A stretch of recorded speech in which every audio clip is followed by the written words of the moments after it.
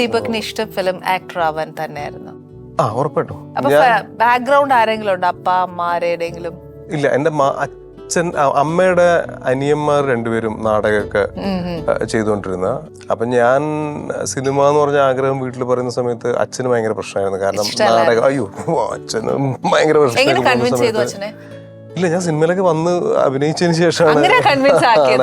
പക്ഷെ അഭിനയിക്കാനായിട്ട് പോകുമ്പോഴത്തേക്ക് അച്ഛന്റെ ഒരു സമ്മതം വേണം.